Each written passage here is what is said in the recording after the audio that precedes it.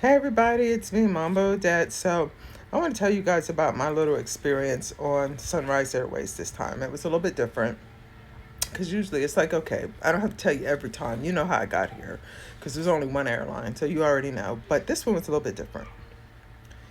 First of all, we were stuck on the airway, on the runway, excuse me, in Miami for over an hour. And I figured, well, I'm going to be down there for a few months, so if we get there an hour late, a day late, it ain't gonna make much difference to me. So we're chilled. We're just chilling.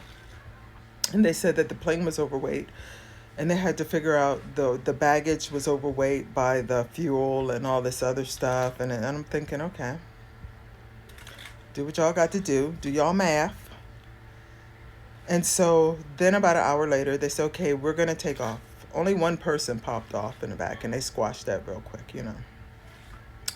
Um, but everyone else was just chilled. I put those little things in my ear and I had a little snack and that was good. So,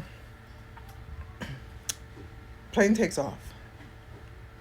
And I remember seeing one old lady on the plane. I just remember her because I was thinking her body is so weak. She looked like she was about 90 years old, and the flight attendant was helping her. He was an older white man himself. And I remember thinking, oh God, that's going to be me going to Haiti like 90 years old. But he was helping, and I remember seeing her. So when we get to OCAP, she was getting off of the next plane, which was a Sunrise Airways plane, a smaller plane. We were on a bigger plane, one of the planes that they lease out. And there was a long line coming out of immigration. And I was like, oh my gosh, where all these people come from? Because I was like in the fourth seat or something. I was like, how? And then I realized they got off that little plane. And they were taking luggage off that plane. You understand? They took two planes, one flight, and they took two planes.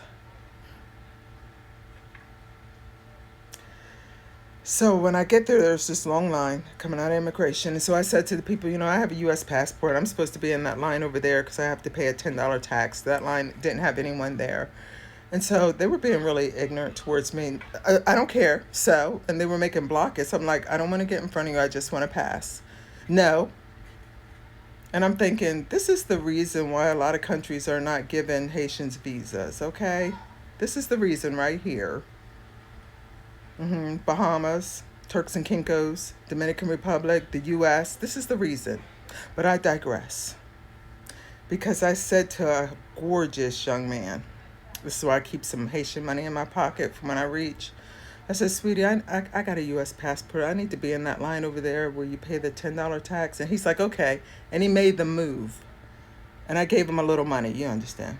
And he made the move. And he filled out my health form and everything. And like 5 minutes later, I was walking in the back to get my luggage. And I turned around to those people who were being rude. And I waved, bye-bye. But the joke was on me. Because when I got in the back, I'm telling you, in my whole years of traveling since I was a teenager, I have never seen that much luggage in all my life. They were taking luggage off the little Sunrise Airways plane. They were taking luggage off the big plane that I came in on. They were taking luggage in cardboard boxes. They were all these and I was like, what the world? I said, look at all this daggone luggage. I said, y'all probably made $100,000 in luggage alone. Not to mention that the price of our ticket is what you would pay for a transatlantic flight to go to Africa or Europe somewhere, and you're just going an hour and some change off of Miami because there's no competition. They have the monopoly. There's only one airline, Sunrise, coming into Haiti internationally and going within the airports within Haiti. One airline has the monopoly. And I ain't watching their pockets, but they making big bank. Because I was sitting there thinking, I need me an airplane. This flight, y'all probably made a profit of about $100,000. But that's none of my business. But I was like, I need a plane. If Creflo Dollar can be like, I need my people to get me a plane. TD Jakes, all these big, they all got, I need a plane too. I need a private jet too. Okay. Mm-hmm. They done took two of Maduro's jets. I know he about sick of that shit. And then I hear that the U.S. has put ships in the Caribbean, still poking at Maduro. Honey, they gonna get enough. I'm gonna tell you. I learned in Florida that you don't fuck with no Venezuelans. I don't care if they ain't got no tattoos, if they're wearing a suit, or if they all tatted up. You don't fuck with no Venezuelans, okay? I'm serious. If you care about your future. There was this one young man in the complex where I lived, and I saw him chasing down this young man, this white guy. And then I saw all these police. And then I didn't see him for a couple days. And then I said, "What happened?" And he said, "I got arrested." He said, "I stabbed that guy." And I said, "Why?" And he said, "Because he called me the N-word." And I said, "You're not black." And he said, "My mom is Trini and my dad is from Venezuela." And when he said Venezuela, now I'm not putting stereotypes out there, but if you care about, don't fuck with no Venezuelan. Mm-mm. And I'm just waiting. I'm like, why do they keep poking Maduro? They done took two of his planes. They got ships in. They want that man to go off, don't they? They want that man to snap. That's what they want.